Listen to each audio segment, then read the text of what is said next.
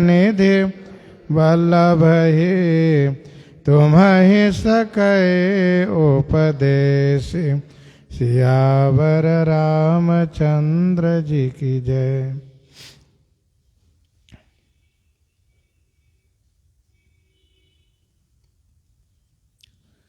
गोस्वामी जी महाराज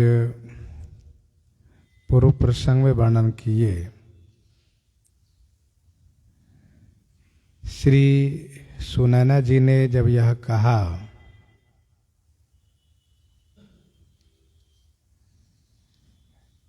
कि विधाता की बुद्धि बड़ी टेढ़ी है, क्योंकि दूध के फेन को वज्र की छेनी से वे फोड़ रहे हैं।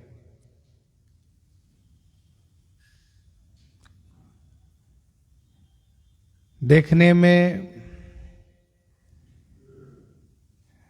जहर मिलता है, सुनने में केवल अमृत आता है। काक है, उल्लू है, बगुले हैं, ये सब जगह दिखाई देते हैं, पर हंस तो सकृत माने एक मान सरोवर में ही दिखाई देते हैं।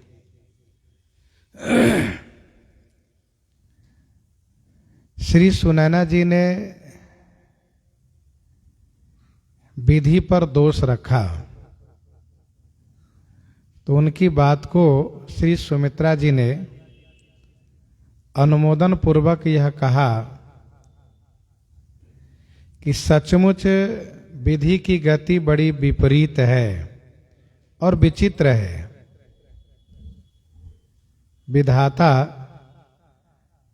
सृजन करते हैं, पालन करते हैं और पुनः संहार करते हैं।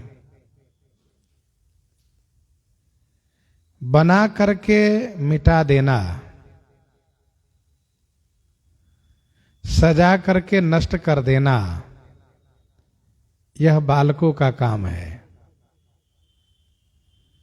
इसका मतलब यह हुआ कि विधाता की बुद्धि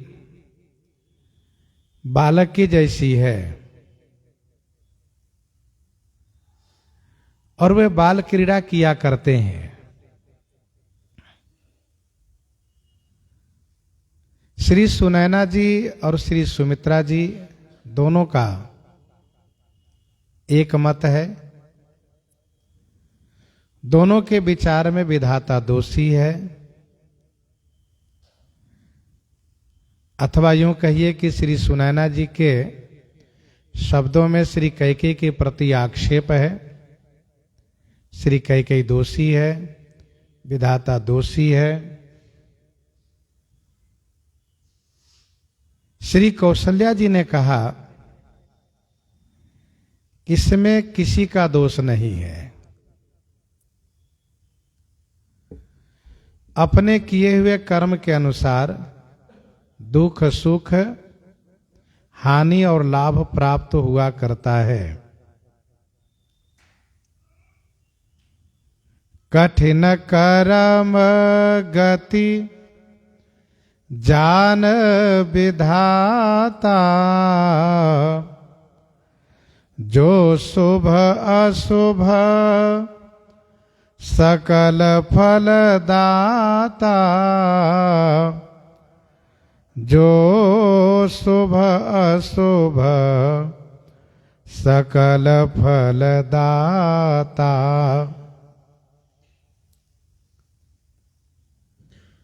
विधाता कठिन कर्म की गति को जानते हैं और इसलिए वे शुभ अशुभ कर्मों के अनुसार फल प्रदान किया करते हैं।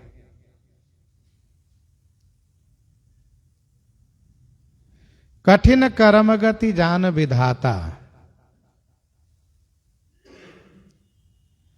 कठिन से कठिन कर्म की गति को विधाता जानते हैं और वे निष्पक्ष रूप से शुभ का शुभ अशुभ का अशुभ, अर्थात शुभ के बदले में सुख अशुभ के बदले में दुख फल प्रदान किया करते हैं।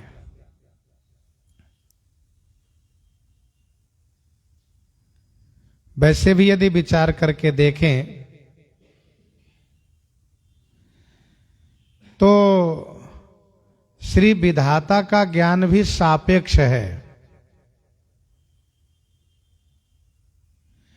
उनको भगवान ने शक्ति दी है, सामर्थ्य दिया है और अधिकार दिया है इन कार्यों को करने के लिए। शक्ति, सामर्थ्य और अधिकार दिया है। सभी के कर्मों को आप जानेंगे और कर्म के अनुसार उन्हें फल प्रदान किया करेंगे। तपबल ते जग सृजय विधाता।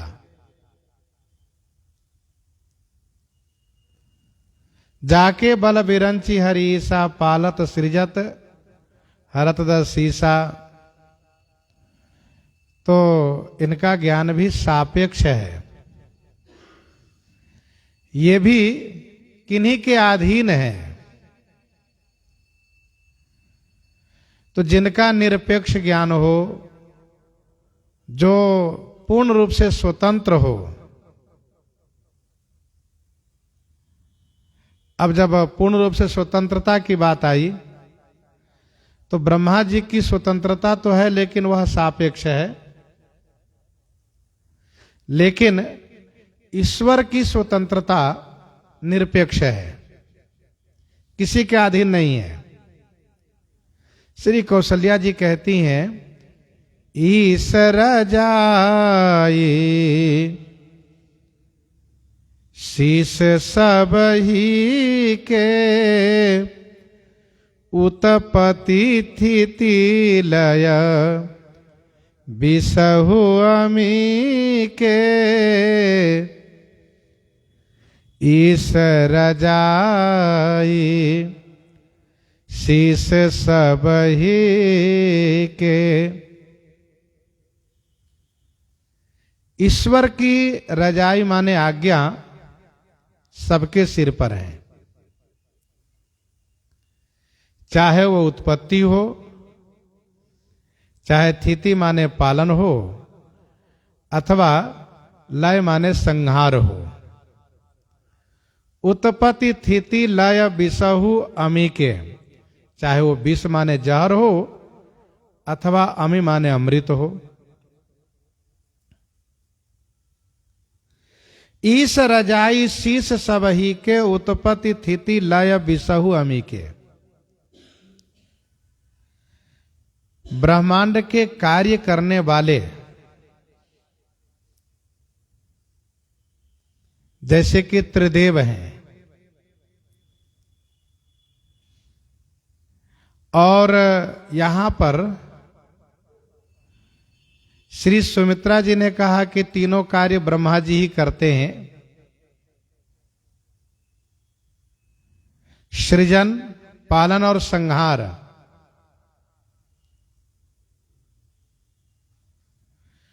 तो जो सृष्टि के सभी कार्य करने वाले हैं, ब्रह्मादि जितने देवता हैं, सबकी स्वतंत्रता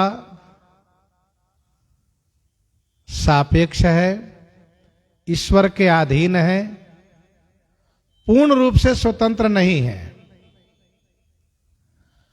पूर्ण रूप से स्वतंत्र यदि स्वतंत्रता किन्हीं की है, पूर्ण रूप से स्वतंत्रता यदि किन्हीं की है तो वह है ईश्वर। परम स्वतंत्र न सिर पर कोई, वे ईश है। और इसीलिए उन ईश को कहा जा रहा है कि कुलसहु चाहि कठोर अति कोमल कुसुमहु चाहि। चित्त खगेश राम कर समझ परई कहू काहि। तो वह कब कठोर हो जाए, कब कोमल हो जाए। श्री कागभूषुंडी जी कहते हैं, ये किसी को समझ में आने वाला नहीं है। तो इस रजाई शीश सब ही के उत्पत्ति थिति लय बिसहु अमी के। अच्छा, ईश माने ईश्वर। कौन ईश्वर? तो हमें बहुत ज्यादा बाहर खोजने की आवश्यकता नहीं है। गोस्वामी जी ने मानस जी में ही लिखा है, रामाख्यमीशम हरिम। राम कहाने वाले जो ईश्वर हैं, रामाख्यमीशम हरिम। और इन्हीं के बारे में श्री गुरु वशिष्ठ जी ने अपने निवास पर उस गोष्ठी में कहा कि विधि हरिहर शशि रवि दिशि पाला, विधि हरिहर शशि रवि दिशि पाला, माया जीव करम कुली काला, अहिप महिप जहां लगी प्रभुताई, जोग सिद्धि निगमागम गाई, करी विचार जिय देखहु नीके, राम रजाई शीस सबही के। तो ईश माने कोई और ईश नहीं है, माता श्री कौशल्या जी का अलौकिक ज्ञान है। यदि माता कहती हैं कि मेरे बेटे श्री राम की आज्ञा सब पर है, तो यह उतना शोभनीय नहीं होगा जितना कि मां कौशल्या ने कहा कि इस रजाई शीस सब ही के। ईश्वर की आज्ञा सबके सिर पर है, चाहे वह उत्पत्ति कार्य हो, चाहे पालन कार्य हो, चाहे संहार कार्य हो, चाहे जहर में मारने वाला काम हो, चाहे अमृत में जिलाने वाला कार्य हो, सभी पर ईश्वर की आज्ञा है। गुरु श्री वशिष्ठ जी का जो वक्तव्य है, उन्होंने जो कहा है, उसमें उन्होंने सबका नाम लिया है। करी विचार जी देखो नीके, राम रजाई शीश सब ही के। सबके सिर पर श्री राम जी की रजाई माने आज्ञा है, उनकी आज्ञा के बाहर कोई नहीं है। और समुद्र कहते हैं कि प्रभु आए सुजहि कहाँ जस आहई, सोते ही भांति रहे सुख लहई। प्रभु आयसु जेहि कहाँ जस आहई, सोते ही भांति रहे सुख लहई। जिसके ऊपर जैसी आज्ञा है वह उसमें रहे तो उनको उसी में वही सुख प्राप्त होता है। श्री कौशल्या जी कह रही हैं कि इसमें किसी को दोष देना ठीक नहीं है। ब्रह्मा जी ने ऐसा किया, उन्होंने ऐसा किया, शंकर जी ने ऐसा किया, भगवान विष्णु ने ऐसा किया, अमुक देवता ने ऐसा किया। देवता की बात रही, लोक में कहते अमुक व्यक्ति ने ऐसा किया, अमुक व्यक्ति ने ऐसा किया।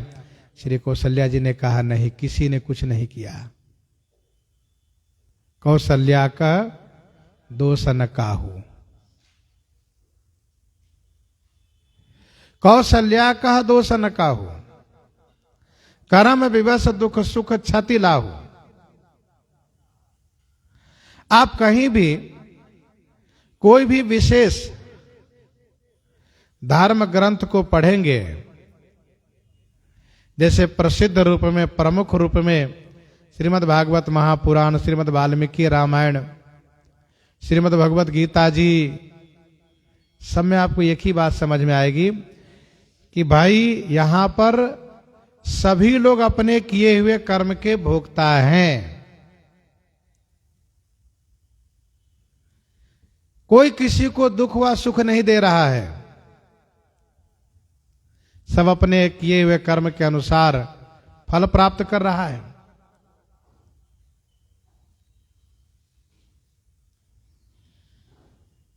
विनय पत्रिका 60 पद में गोस्वामी जी ने लिखा कि मारकंडे मुनिवर्य हित, बिना ही कल्पांत प्रभु प्रलयकारी। गोस्वामी तुलसीदास जी महाराज के विचार से सर्वतंत्र स्वतंत्र जो ईश्वर हैं, उन्होंने बिना समय के ही प्रलय कर दिए, बिना ही कल्पांत प्रभु प्रलयकारी। जबकि श्रीमद् भागवत जी के प्रसिद्ध टीकाकार स्वामी श्री श्रीधर जी महाराज ने ये माना है कि यह प्रलय यथार्थ था, सत्य था। तो चाहे वो जो भी हो, लेकिन ईश्वर जब जैसा चाहे वैसा कर सकते हैं। भगवान भोलेनाथ बहुत माथा पच्ची करने के बाद यही निर्णय करते हैं कि राम की न चाहे सोई होई। ये बहुत माथा पच्ची करने के बाद निर्णय करते हैं, राम की न चाहे सोई होई और करई अन्यथा अस नहीं कोई। अच्छा, भगवान श्री राम जी की माता कह रही हैं यहां पर, और श्री राम जी ने सभी माताओं को समझाते हुए कहा था कि अम्ब ईस अधीन जगह काहू न देहिए दोष। ये सारा जगत ईश्वर के अधीन है। माता कौशल्या जी तो समझ ही रही है, ईश्वर माने कोई कौन है? ईश्वर माने कोई और तो है नहीं, आप ही हैं। लेकिन जब आप परोक्ष रूप में कह रहे हैं तो हमें भी परोक्ष रूप में ही कहना चाहिए। इसलिए माँ ने कहा कि ईश रजाई शीश सब ही के उत्पत्ति थीति लय बिसहु अमी के। ईश्वर की इच्छा के बिना उत्पत्ति नहीं हो सकती, उनकी इच्छा के बिना पालन नहीं हो सकता, उनकी इच्छा के बिना प्रलय नहीं हो सकता, उनकी इच्छा के बिना जहर मार नहीं सकता, उनकी इच्छा के बिना अमृत जिला नहीं सकता। लंका कांड में प्रसंग वर्णन है, देवराज इंद्र ने भगवान श्री राम जी से सेवा के लिए प्रार्थना की है, भगवान मुझे कोई सेवा दी जाए, आपने बहुत बड़ा उपकार किया हम देवताओं पर, असुरों को समाप्त करके, तो हमें भी कोई सेवा का मौका आप प्रदान करें। तो श्री राम जी ने कहा, देवेंद्र आप इन बानर भालुओं पर अमृत बरसा दीजिए। तो इंद्र को सोचना चाहिए था कि जब हम अमृत बरसाएंगे तो राक्षस तो इसी समरांगन में पड़े हैं, वो भी तो जीवित होंगे। लेकिन ऐसा कोई तर्क नहीं किया, क्योंकि श्री राम जी से सेवा मांगा है और श्री राम जी ने सेवा दी है, तो वहां पर तर्क करना उचित नहीं लगा उनको। उन्होंने कहा ठीक, जैसी आपकी आज्ञा, और अमृत बरसाना शुरू किया उसने।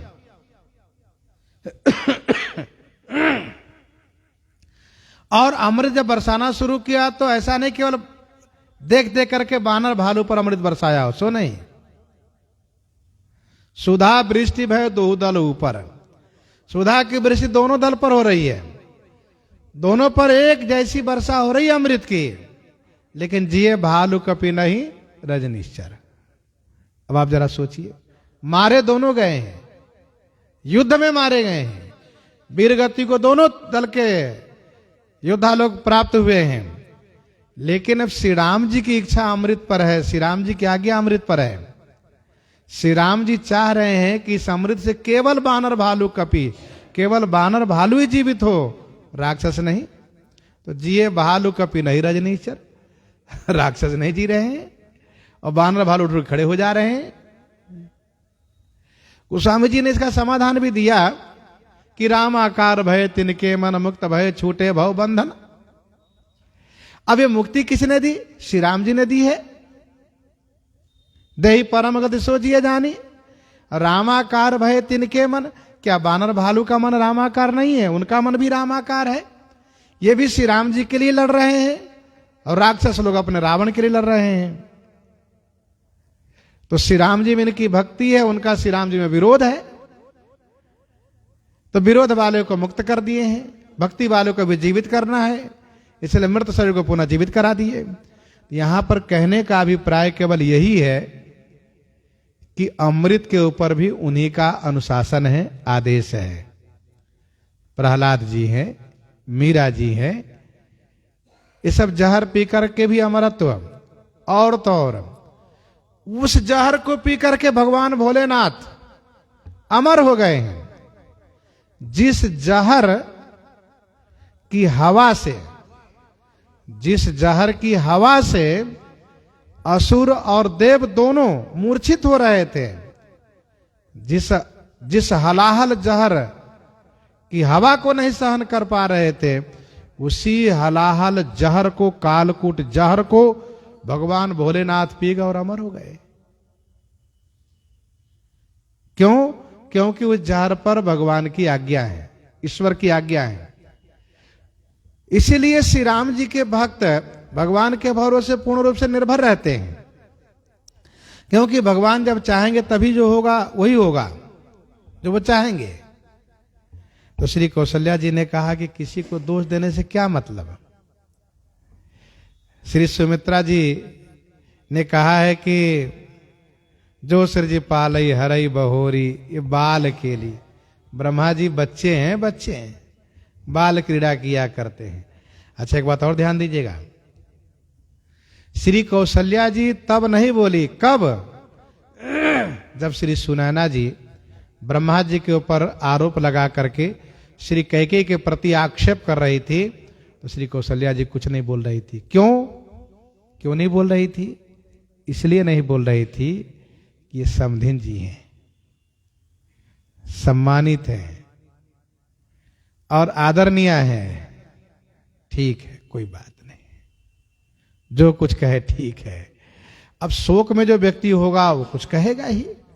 तो श्री सुनैना जी बड़ी सम्माननीय हैं, मिथिलेश्वरी हैं, समधिन जी हैं, तो इसलिए उन पर श्री कौशल्या जी ने कोई टिप्पणी नहीं की, कुछ नहीं कहा।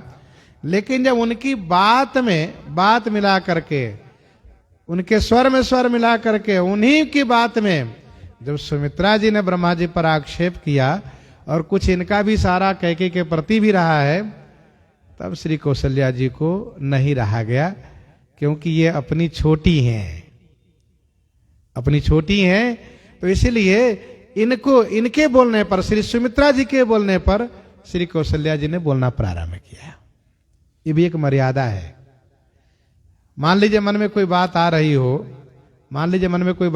हो, भले ही सत्य है, लेकिन कहां बोले, कब बोले, इन पर भी ध्यान रखना चाहिए। संत महापुरुष कहते हैं कि हमारे आपके जीवन में जैसे सत्य और शील दोनों बातें हैं, सत्य और शील दोनों बातें हैं, तो सत्य का मतलब होता है कह दो, परिणाम क्या होगा, जो होगा होगा। सत्य तो यही कह रहा है, सत्य कहता है बोलो, जो होगा होगा। और इसके लिए शब्द प्रयोग किया जाता है कि सत्य कड़वा है, सत्य कठिन है, कठोर है। लेकिन वही शील जब होता है तो शील क्या कहता है? शील कहता है कि सत्य तो है लेकिन बोलो मत। क्यों? शील कहता है कि अपने द्वारा किसी को दुखाओ नहीं, अपने शब्द द्वारा, अपनी वाणी द्वारा, अपने व्यवहार द्वारा किसी को कष्ट मत पहुंचाओ, ये शील कहता है। जबकि शील महान है, सत्य भी महान है, दोनों में से कोई कम नहीं है। लेकिन व्यवहारिक जगत में दोनों पर विचार करेंगे तो सत्य में कड़ुआपन है, कठोरता है, लेकिन शील में क्या है? कहा नम्रता है और सहजता है, सस्नेह है। तो इसीलिए ये ध्यान देना चाहिए कि सत्य को भी कहां बोले, कहां ना बोले। इसलिए श्रुति कहती है सत्यम बुर्यात प्रियम बुर्यात ना बुर्यात सत्य म प्रियम। अच्छा, ये तो श्रुति की वाक्य है, गोस्वामी जी ने लिखा कहीं सत्य, इतने कह के छोड़ देते कहीं सत्य, लेकिन एक शब्द और रखा कहीं सत्य प्रिय, और फिर इसके बाद एक और शब्द रखा, क्या? विचारी। कहीं सत्य प्रिय वचन विचारी, जागत सोवत शरण तुम्हारी। तो श्री कौशल्या जी ने कहा ईस रजाई शीस सब ही के, उत्पत्ति थिति लय बिसहु अमी के। तो देवी मोह बस सोचिए बादी, विधि प्रपंच अस अचल अनादि। देवी मोह बस सोचिए बादी। हे देवी, श्री कौशल्या जी ने श्री सुनैना जी से कहा, हे देवी, आप में दिव्यता है, आप दिव्य हैं। महान ज्ञान निधि श्री मिथिलेश जी की महारानी हैं आप। हे देवी, मोह के बस, अज्ञानता बस बादी माने व्यर्थ सोच कर रही हैं आप। विधि प्रपंच अस अचल अनादि। विधि प्रपंच माने विधाता का यह प्रपंच अचल है और अनादि है। विधि का प्रपंच ऐसा ही अचल है और अनादि है। क्या मतलब है इसका? श्री कौशल्या जी कहती हैं कि इसका मतलब यह है कि विधि रहे या न रहे, लेकिन प्रपंच हमेशा रहेगा। विधि रहे या न रहे, प्रपंच रहेगा। हम रहे या न रहे, ये संसार की व्यवस्था ऐसी चलती रहेगी। उत्पत्ति भी होगी, पालन भी होगा, संहार भी होगा, अमृत भी रहेगा, जहर भी रहेगा। ये प्रपंच हमेशा रहेगा। यहां जन्म भी होगा, मरण भी होगा, यहां मिलन भी होगा, वियोग भी होगा, यहां हानि भी होगी, यहां लाभ भी होगा, यहां दुख भी होगा, सुख भी होगा। ये सब प्रपंच के अंतर्गत है, सब बना रहेगा। हम है, हमारे सामने हो रहा है, हम नहीं रहेंगे, जो रहेगा उनके सामने होगा। तो हे देवी, मोह के बस, अज्ञानता बस व्यर्थ में आप सोच रही हैं। विधि का प्रपंच ऐसा ही अचल है और अनादि है।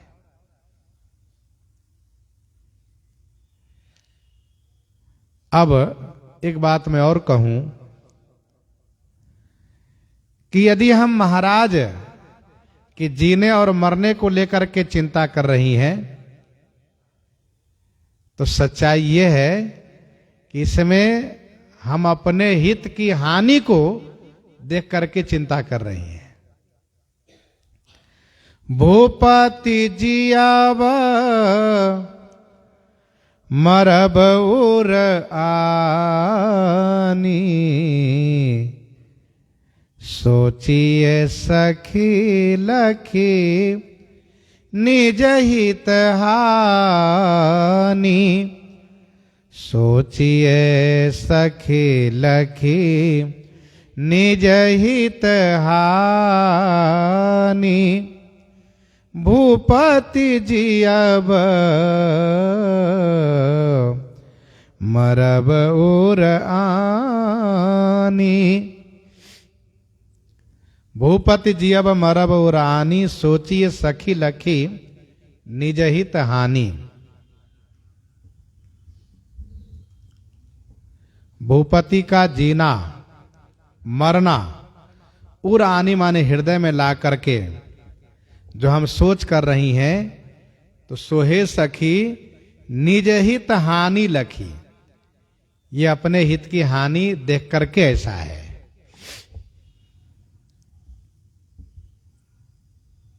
नहीं तो बहुत लोग मरते हैं। हम और आप हमेशा यह सूचना पाते हैं, समाचार पाते हैं, अमुक का निधन हो गया, अमुक का मरण हो गया, तो हम तो कोई शोक नहीं करते हैं। हम तो सहज ही रहते हैं और यही कह लेते हैं कि भाई ये तो संसार की व्यवस्था ऐसी है, जो आया है उसको जाना है। लेकिन उसी क्रम में यदि पता चला कि हमारे अमुक, जिनको हम अपना करके मानते थे, जो हमारे थे, उनका देहावसान हो गया है, उनका निधन हो गया है, तो हम बड़े परेशान नजर आते हैं, बड़े चिंतित नजर आते हैं, बहुत दुखी नजर आते हैं। क्यों? क्योंकि उसमें हमारा अपना हित समाहित था। और अन्य लोग जो जिनका निधन हुआ है, जिनसे हमें कोई फर्क नहीं पड़ा, उनसे हमारा कोई लेना देना नहीं था। तो भूपति जियब मरब उर आनी, सोचिए सखी लखी निज हित हानि। सखी ये तो अपने हित की हानि को देख करके हम सोच कर रही है, न कि महाराज का जीवन सोचनीय रहा है, न उनकी मृत्यु सोचनीय रही है, लेकिन हम लोग अपने हित की हानि को देख करके सोच कर रही हैं। श्री कौशल्या जी का ये वाक्य, ये वक्तव्य, ये वचन वास्तव में पूर्ण ज्ञान से युक्त है।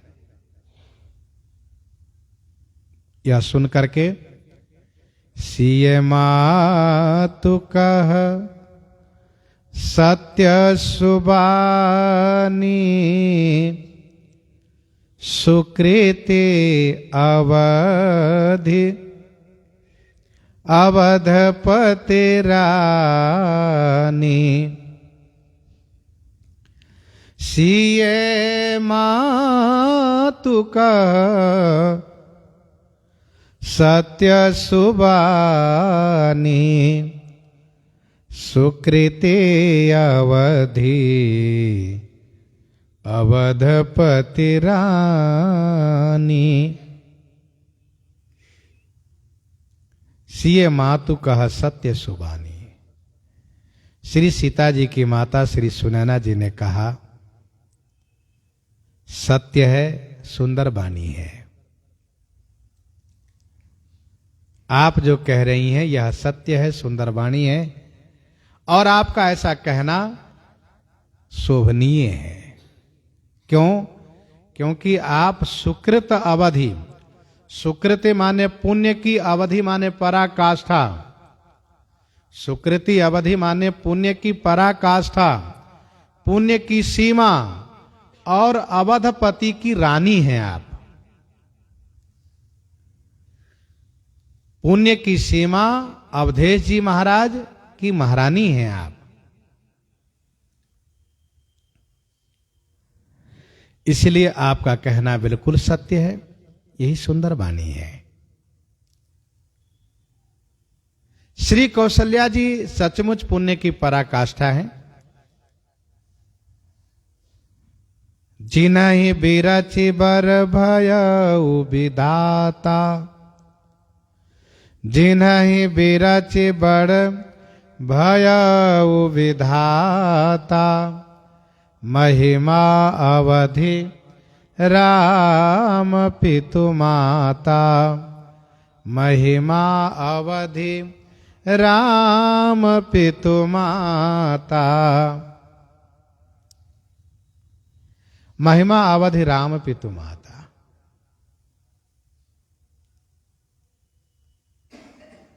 तथा सुकृति तुम समान जग माही, सुकृति तुम समान जग माही, भयउ न है को हो न्यो नाही, भयउ न है को हो न्यो नाही। तो आप पुण्य की पराकाष्ठा श्री अवधपति की महारानी है।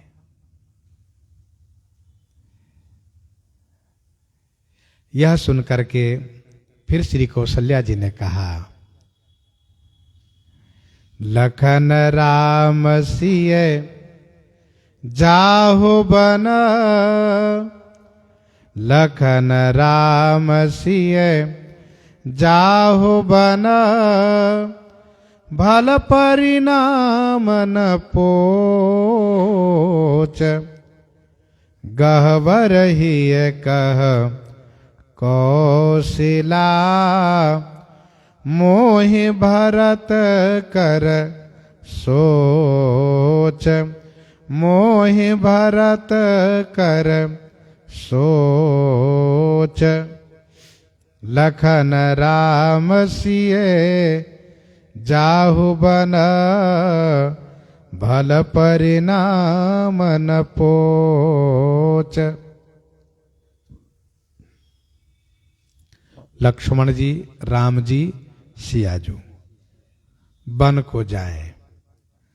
परिणाम माने अंत भला होगा, पोच ना, पोच माने बुरा नहीं होगा। परिणाम अच्छा होगा, बुरा नहीं होगा। परंतु श्री कौशल्या जी गहबरी हिये कह। श्री कौशल्या जी गहबरी हिये माने दुखित हृदय से कह रही हैं कि मोहि भरत कर सोच, मुझे भरत की चिंता है, भरत की चिंता है मुझे। तीनों वन को जाएं, परिणाम अच्छा होगा, बुरा नहीं होगा। क्योंकि तीर्थ का दर्शन होगा, ऋषि मुनि का समागम होगा, असुरों का संहार होगा, पृथ्वी का भार उतरेगा, देवताओं को मंगल प्राप्त होगा, शुभ प्राप्त होगा, सुख प्राप्त होगा, तथा अयोध्या चक्रवर्ती राज्य है। तो इस राज्य में जो कांटे रूप है असुर लोग, वे नष्ट होंगे तो अयोध्या जी का राज्य निष्कंटक होगा। दुष्टों के संहार होने से परिणाम तो अच्छा है, बुरा नहीं होगा। सबसे बड़ी बात यह है कि पिताजी की आज्ञा पालन करना यह सभी धर्मों में श्रेष्ठ है। पिताजी की आज्ञा पालन करना यह सभी धर्मों में श्रेष्ठ है। पितु आयसु सब धर्मक टीका, इसलिए परिणाम अच्छा होगा। श्रेष्ठ धर्म को पालन करने वाले का जीवन सुखद होता है।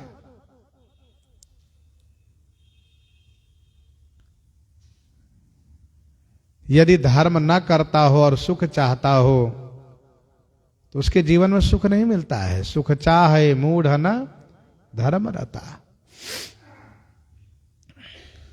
मां कौशल्या ने कहा कि वनवास सुखद है, कहो राम वन गवन सुहावा।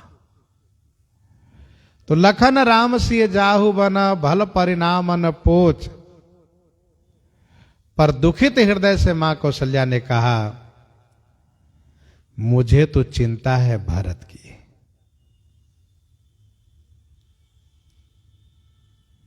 जैसे भरत के पिता महाराजा श्री अवधेश जी कहने लगे थे कि सो सुत बिछुरत गए न प्राणा, सो सुत बिछुरत गए न प्राणा, को पापी बड़ मोहि समाना।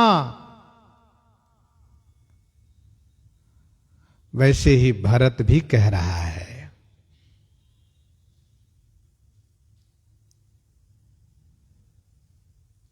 बहुरि निहार निषाद सनेहु, कुलिस कठिन और भयउ न बेहू।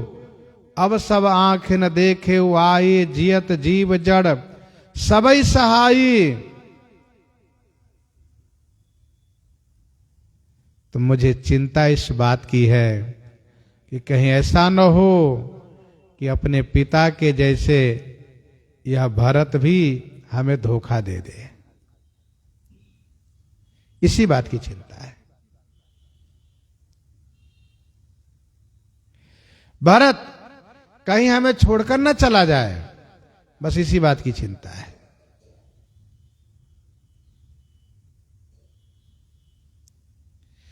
गहबर ही कह कौशिला मोहि भरत कर सोच।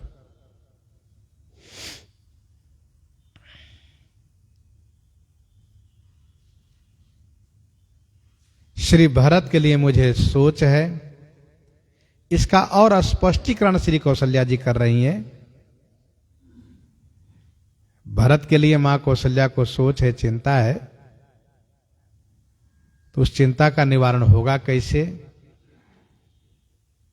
इस संदर्भ में मां कौशल्या जी स्पष्ट कर रही हैं, ईश प्रसाद आशीष तुम्हारी, ईश प्रसाद आशीष तुम्हारी, सुत सुत बधू देव सरिवारी, सुत सुत बधू देव सरिवारी, ईश प्रसाद आशीष तुम्हारी। ईश्वर के प्रसाद से और तुम्हारी आशीष माने आपके आशीर्वाद से। सुत सुत बहु, यह देवसरी गंगा जी की बारी, तो बेटा और बहू दोनों गंगा जल के समान है। सुत सुत बहु देवसरी बारी, ईश प्रसाद आशीष तुम्हारी। बड़े लोगों से कुछ इसी प्रकार से बोलने की विधि है, ऐसा ही बोलना चाहिए। पर यह ध्यान रहे कि हमेशा जीवन में ईश्वर की कृपा को, भगवान की कृपा को सबसे ऊपर रखें। जहां भगवान की कृपा को गौण करेंगे तो फिर उसको कहा जाएगा चापलूसी करना, मुंह देखी बात करना कहा जाएगा। यदि यथार्थ है तो उसमें आपको भगवान की कृपा को प्रधान माननी चाहिए। ईश प्रसाद, ईश्वर के प्रसाद से। इन सम काहु न शिव अवराधे, इन सम काहु न शिव अवराधे, काहु न इन समान फल लाधे। तो ईश्वर के प्रसाद से और आपकी कृपा से, आपके आशीर्वाद से, ईश्वर की कृपा से, बेटा सुत माने बेटा, सुत बहु बहु, पुत्र वधु गंगा जी के जल के समान है, पवित्र पवित्र है। राम शपथ में किन्ह न काऊ, राम शपथ में किन्ह न काऊ, सो कर कहूँ सखी सती भाऊ, सो कर कहूँ सखी सती भाऊ। राम शपथ में किन्ह न काऊ। मैंने कभी श्री राम जी की शपथ नहीं खाई आज तक, लेकिन आज मैं श्री राम की शपथ खा के कह रही हूं। सो करी कहूं, सो करी माने श्री राम की शपथ खाकर कहती हूं। अरे सखी, मैं सच्चे भाव से कह रही हूं। सुनैना जी से कह रही हैं श्री कौशल्या जी, हे सखी, मैं श्री राम की शपथ खा करके सच्चे भाव से कह रही हूं।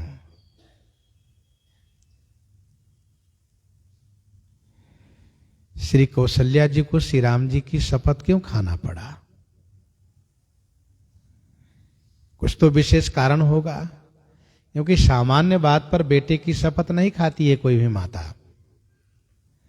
अच्छा, माताओं की प्रकृति है अपने पिता की शपथ खाएगी, माता की शपथ खाएगी, भाई की शपथ खाएगी, यहां तक कि पति की शपथ खाएगी, लेकिन बेटे की शपथ नहीं खाएगी। और न्यायालय में भी ये नियम है, न्यायालय में भी ये नियम है, किसी को भी बेटे की शपथ नहीं खिलाई जाती है। अन्य शपथ जो भी लो, बेटे की शपथ नहीं। तो ये शपथ बहुत महत्वपूर्ण है। कोई बड़ी बात कहनी हो तब ये शपथ ली जाती है। और इसीलिए मंथरा ने श्री कैकेयी को ये कहा था कि महारानी, महाराज जब तक श्री राम की शपथ नहीं ले तब तक मांगना नहीं, ध्यान रखना इस बात को। भूपति राम शपथ जब करई, भूपति राम शपथ जब करई, तब मांगे हो जेहि वचन न टरई। जब श्री राम जी की शपथ करे तब मांगना। यहां पर राज की बात यही है क्या कि श्री कौशल्या जी आगे कह रही हैं कि श्री भरत वन को चले जाएं, लक्ष्मण वापस हो जाए। तो ऐसा जो कहने जा रही हैं, इसमें कहीं लोग ये ना मान लें कि श्री कौशल्या जी बहुत होशियार ठहरी, बहुत बुद्धिमती, बहुत चतुर ठहरी। देखो कितनी होशियारी से इन्होंने कैकेयी से बदला ले लिया। कैकेयी ने इनके बेटे को वन भेज दिया, तो इन्होंने भी अपनी समधिन से मिलकर के और समधी से कहवा करके कैकेयी के बेटे को वनवास करा दिया, उनको वन भेज दिया। तो कहीं लोग ऐसा ना माने, इसलिए श्री कौशल्या जी कह रही हैं कि राम शपथ में किन्ह न काऊ, सो करि कहूं सखी सती भाऊ। यहां पर हकीकत यह है, सच्चाई यह है क्या, श्री भरत की दशा को देख करके माता कौशल्या को बड़ी चिंता है। कहीं ऐसा न हो कि ये अपने पिता के रास्ता को अपना लें और हम सबको छोड़ के चले जाएं। इस बात को लेकर के चिंता है कि भरत की कहीं मृत्यु न हो जाए। इसीलिए माता कौशल्या जी इस बात को श्री राम की शपथ लेकर कह रही हैं कि राम शपथ में किन्ह न काऊ, सो करि कहूं सखी सती भाऊ। भरत शील गुण विनय बड़ाई, भायेप भगति भरोस भलाई। भरत के शील गुण, विनम्रता, विनय, बड़ाई, बड़प्पन, भाय, भगति, भरोस और भलाई, ये 7 गुण है। भरत शील गुण विनय बड़ाई, भायप भगति भरोस भलाई।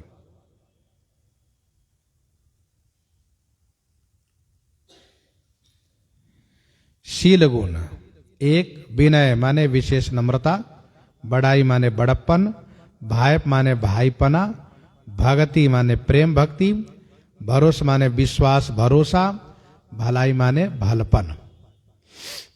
ये 7 गुण है और ये 7 गुण समुद्र के समान है। ये 7 समुद्रवत है। जैसे सागर के जल उलझ करके सुखाया नहीं जा सकता है, वैसे ही श्री भरत के इन गुणों को कह करके चुकाया नहीं जा सकता, इति लगाया नहीं जा सकता।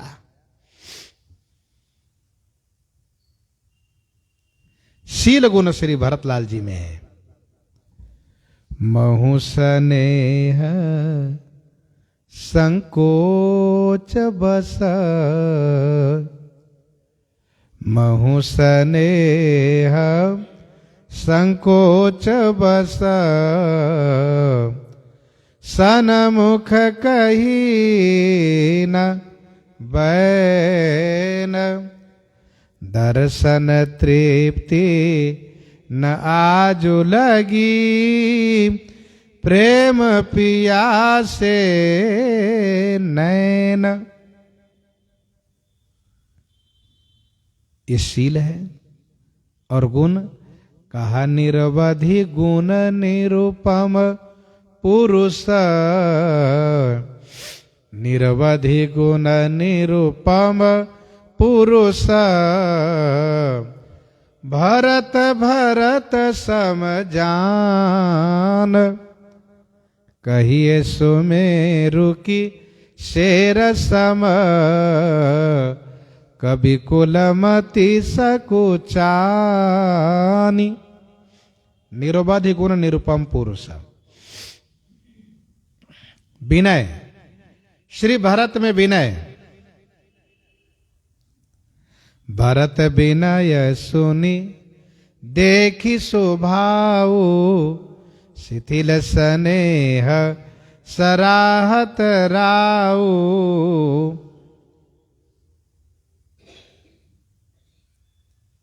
ये विनय। बड़ाई माने बड़प्पन। तात भरत तुम सब विधि साधु, तात भरत तुम सब विधि साधु, रामचरण अनुराग अगाधु।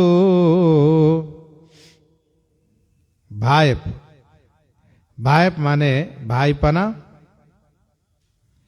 चलत पयादे खात फल, चलत पयादे खात फल, पिता दीन तजराज, जात मनावन रघुबर ही, भरत सरिस को आज, भरत सरिस को आज। ये भाइप है। भाइप भगति भरत आचरणु, कहत सुनत दुख दूषण हरनु। भक्ति है। भाइप भगति भरत आचरणु, नित पूजत प्रभु पावरी, प्रीति न हृदय समाति। ये भक्ति है। भरोसा है। यद्यपि जन्म कुमातु ते, मैं सठ सदा सदोष, आपन जानि न त्यागी हहीं, मोहि रघुबीर भरोस, मोहि रघुबीर भरोस। ये भरोसा है और भलाई है। भलापन परम पुनीत, भरत आचरणु, मधुर मंजुमुद मंगल करनु। हरण कठिन कलि कलुष कलेसु, महामोह निशि दलन दिनेशु। पाप पुंज कुंजर मृगराजु, समन सकल संताप समाजु। ये सब भलाई में से है। श्री कौशल्या माता कहती हैं कि उपरोक्त इन सभी गुणों को कहत सारदहु करमति चे, सागर सीप के जाहि उलीचे। कहत सारदहु करमति चे, कहने में सारदहु श्री सरस्वती जी की बुद्धि, हीचे माने हिचकिचाती है, कदराती है। कहत सारदहु करमति हीचे। उपरोक्त उन सभी गुणों को कहने में श्री सरस्वती जी की मति माने बुद्धि भी हिचकिचाती है कि सीपी उलीचे सागर, कि सागर सीपी उलीचे जाही, अर्थात नहीं। कि माने क्या? सागर के जल को सीपी से उलीचा जा सकता है? अर्थात नहीं। श्री भरतलाल जी के उपरोक्त सभी गुण सागरवत हैं और इनको कहने में श्री सरस्वती जी की बुद्धि जब हिचकिचाती हैं, घबराती है, तो फिर भला हम लोग क्या कह सकते हैं?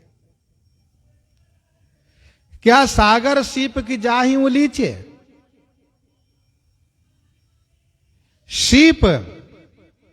सीप सिथुए कहते हैं, सीपी से उलिझ करके सागर सुखाया नहीं जा सकता। कवि कुल अगम भरत गुण गाथा, कवि कुल अगम भरत गुण गाथा, को जानई तुम बिनु रघुनाथा। श्री राम जी ही केवल जानते हैं, जान ही रामन सकहि बखानी, भरत अमित महिमा सुनु रानी। और आगे मां कहती हैं कि जानऊ सदा भरत कुल दीपा, जानऊ सदा भरत कुल दीपा, बार बार मोहि कहे ओ महीपा।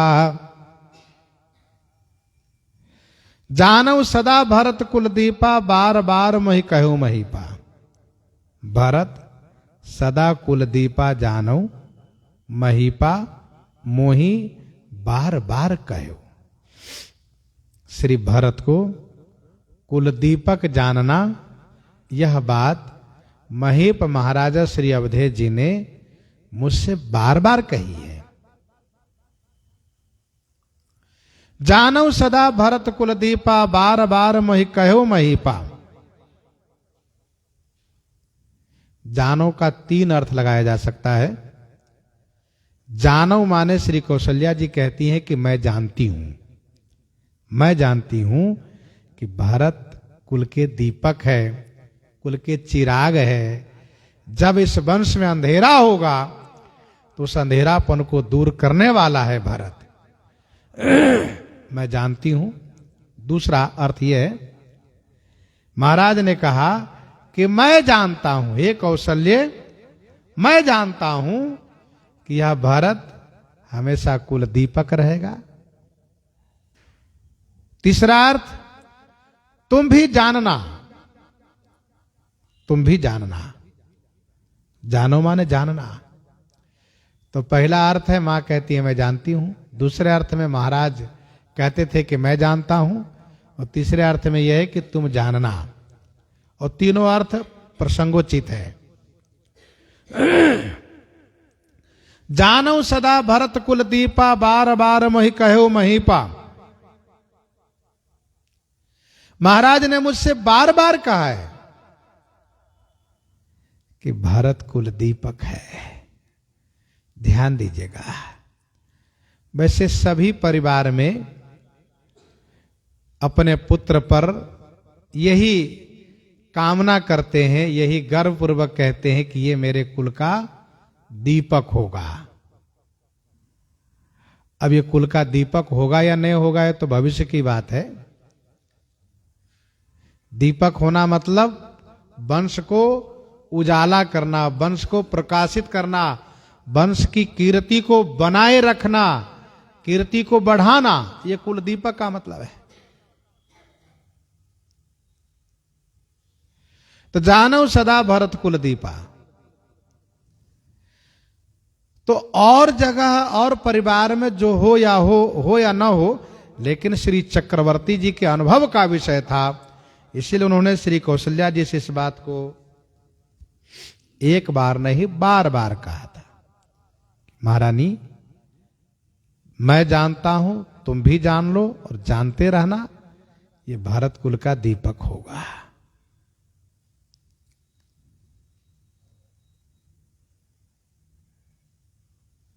कसे कनक मणि पारिख पाए, पुरुष परिखियहि समय सुभाए। कनक, कसे माने कसौटी पर घिसने पर, मणि पारिख माने जो जौहरी है परखने वाले उनके हाथ में पड़ने पर जाने जाते हैं कि ये सोना, ये मणि सही है या नहीं। वैसे ही समय आने पर, जब गाढ़े समय आता है, संकट का समय आता है, बुरा दिन आता है, तब स्वाभाविक रूप से पुरुष की परीक्षा होती है, पुरुष परखा जाता है कि ये कितना मजबूत है, कितना धैर्यवान है और कितना ये सहनशील है, कितना विवेकवान है।